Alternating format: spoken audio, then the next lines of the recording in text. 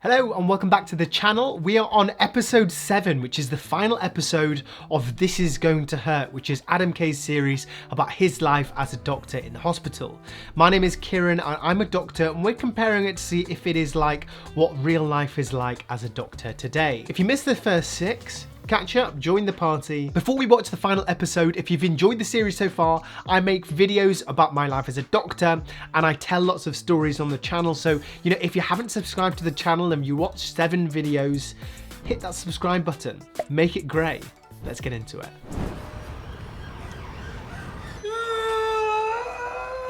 Sorry you've ended up with a twin room, no room at the inn today.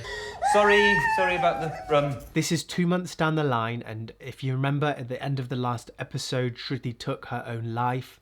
And, you know, this is kind of showing that life has sort of gone on and nothing has really changed, which is really, really sad. One last big push for me, you're doing really well. Stop pushing, pant. This little thing here is what we call a ventouse, so that little suction cup that you put on a baby's head. It's part of an assisted delivery to try and get that baby out. Sometimes ventouses can distort their baby's head shape, but it'll go back, but it sometimes looks a bit weird straight after birth. And they look a little bit like an alien before it goes back to normal. So she's 32 and a half years old. She's 37 weeks pregnant, generally fit and well, but she has asthma, so sometimes Quick's the one where you get to the fucking point. So presenting a patient is a huge part of being a doctor, and being able to present something succinctly to a person to be like, this is the background, this is the problem, what can we do, is something you get drilled into you at medical school and also as a junior doctor. Want to try being professional? What, like you? Well, that's assuming I still have a profession after my hearing tomorrow. So Tracy, remember, put in that complaint about Adam and his behaviour in the hospital, and now he's got his hearing with the GMC tomorrow, which is a huge thing. It's come around quite quickly. These things normally drag out for a really long period of time. You coming to the memorial? Yeah. Hey, give me that. Should have wanted you there. I said this earlier about Julian being a good guy. So they're holding a memorial for Shruti outside of the hospital, and Adam is on call, so he's got the bleep, but his bleep keeps going off, and Julian is going to hold it for him so that Adam can go to this memorial. You've got 30 seconds. Right, so Emma's been getting this weird pain in her groin. This is what happens when you're a doctor. Friends and family will call you about little things, being like, oh, when I do this, this happens, or can you have a look at this rash, all of the time. Thanks so much to so many of you. This whole thing is just so sad. You've got the consultants here, you've got her parents here. Such a horrible thing to have to go through. I remember during the COVID pandemic, there was a member of staff that passed away where I worked, and they held a memorial for them outside of the hospital. And again, like Adam, I was on call at the time, so I was carrying my bleep.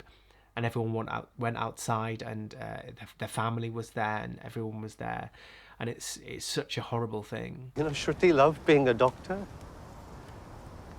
Well, every time she called us, she would tell us how much she enjoyed working with you all. Clearly doing well at work. Obviously, there were other forces at play. I think they're trying to play down the impact that work had on her depression and what happened. And they're basically saying there's other forces at play. Really, from what we've seen, it's the stress and the pressure and everything that's gone at work that has led to this happening. This hospital's got about 3 doctors and a budget of £12.50. So if you want to change it, become a government minister, because there is bollocks all any of us here can do. And that's true, and that's the feeling that a lot of people on the ground have, is that they're doing the work, but they don't have much of a say in terms of where the money is spent, what the staffing is like, what the organisational things are. And really, it's people who aren't working in the hospitals that are making a lot of these decisions. Did you work closely with Shruti? No, not really, no. But she's much missed. I think he's obviously finding it very difficult to talk about this as well. And although he probably knew Shruti the best out of everyone, can't even face up to her parents and talk about how good she was at her job and, you know, what a great person she was.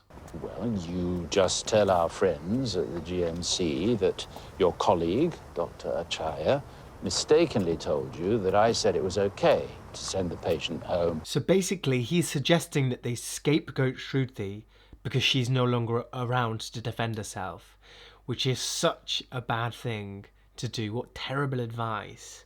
Basically, he's saying save yourself, blame it on her, because, you know, it doesn't matter for her anymore. That's rough. What did you say? Am I going to be all right? Oh, Christ knows. But you know my motto? Never say never. He doesn't instill a lot of confidence in people. So this is the person that's representing Adam. So this is Adam's basically legal aid for his tribunal with the GMC.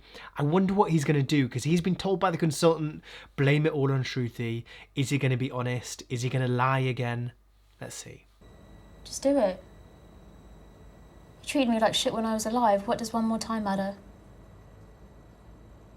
So this is another thing that Adam has now got in his mind that he's blaming himself for.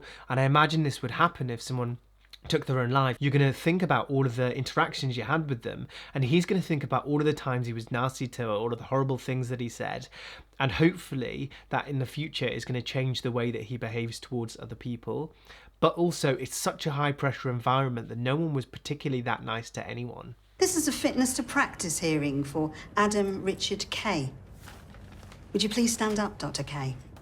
You're still calling me doctor? That's a good start. So it's kind of like a court of law. So you've got the panel in front of you. They're going to ask questions about what happened, and he's got to answer them, and he's going to have to do like a vow of truth, basically. I mean, if you'd asked me before, I'd have said you were toast, but then, bam, out of nowhere, you come up with that. Literally can't believe we won. So he won. He's kept his job. We don't know what he said, if he has thrown Shruti under the bus. You're going to be a surgeon like Dr. Adam when you grow up. If that's what he really wants to do. This is such a lovely character arc. This is the baby that he delivered in the first episode, now is getting ready to leave the hospital. So we've got the sad, but also the feel-good part of it too. I'm sure your midwife has explained. The baby's head has come out, but the body is stuck. What have you tried? Would screw maneuver, posterior arm, Tracy? This is something called a shoulder dystocia, where babies basically get stuck because of their shoulder coming out, and it can disrupt the blood supply to the baby's head and the baby's brain and cause a permanent hypoxic injury, so injury because of lack of oxygen. Can we just go back to insulting each other? Get a haircut. Gonna have to hit me harder than that. Fine. I think although he's a bit of an interesting character and he's extremely quirky, he's ultimately, from what we've seen, a really good doctor. He's been in a lot of high pressure emergency situations where he has basically saved the day. I just didn't know what to do. I was useless. You weren't useless, you were actively making things worse. I was exactly the same as you at this stage. I think he has basically learnt his lesson. We saw him in the first episode being quite mean to Shruti about how little she knew, and then she actually became a really good doctor, and now it's basically the same thing happening again. New doctors coming in, being, you know, terrorized by the older doctors, and then, you know, the attitudes changing and them leading to a depression. Things are a lot more protected now. I think there's a lot more support available for doctors. It's nice to see that Adam's character is changing and he's trying to be nicer to people. Hey, you got any jobs for washed up doctors? Every day of the week, mate. I must have placed like 3 ex-doctors into proper grown-up 6-figure roles. Minimum hours, maximum dosh, dream scenario. Here you can see that a lot of doctors are leaving medicine to do other jobs. They're being paid very well. And if you think about it like this, you've gone into university, often top of school, you've done a good degree, you've been in a job for a few years, and like he said, you've got a lot of really good transferable skills, problem solving, thinking on your feet, you know, decision making, working in teams, empathy. A lot of these would work really well in a company, and we can see, because Adam has had so much going on, he's now looking at and thinking about taking a job elsewhere and actually leaving medicine for good, which we know that Adam Kay in real life did do. Your medicine's not good for me. It's ruined my life. It's not just medicine. I think that's the thing. I think it's easy to go to work, to complain about how stressful it is and blame everything on the hospital. But you are actively part of that. You're choosing to let something take over your life, in part. It was much more difficult back then, but you need to have that balance. Dr. Acharya has since taken her own life. The idea of carrying on working in a broken system under shoddy conditions Didn't feel like any kind of future. I like to see that he's not decided to do what the consultant says and blame it all on Shruti. Instead, he's taken responsibility and said, this is exactly what happened. For once, he's told the truth. But ultimately, he's said that the conditions are so poor, everyone is working so hard. And look, she passed her exams, but she has seen what it's like and didn't want to be a doctor. And this is how bad the state of affairs are now. Doctors, nurses, midwives, pharmacists, physios, 1.5 million of them. They don't do this for the money. It's so true. I mean, if you were just in it for the money, it's just not the right place to be. There's better places and ways to make money. You've got to do it because you actually want to do it. Otherwise, you're just going to be burnt out. Put your hand on your heart and tell me you want to give all that up. I don't think I can. It's true, and as we've seen from this series, it is literally part of him. And I've loved the series so far because we've seen the good times, all the babies that have born, this baby that have survived, the bad times with Shruti, with this complaint, with all of the other harsh realities of being a doctor. And you know what? Things have got better, but things are still very, very stressful, and a lot of this still rings true today. Hello. I'm Adam. I'm one of the doctors. What kind of a doctor? Doesn't matter what kind! Thank you so much, Doctor. Fuck's sake. That just sums everything up. He delivered a baby in the car park, and while he was doing it, he got a parking ticket from the hospital parking ticket officer. That was the final episode of season 1 of This Is Gonna Hurt on the BBC. I absolutely loved it, and although it was kind of different to the book, it was a different angle it took completely.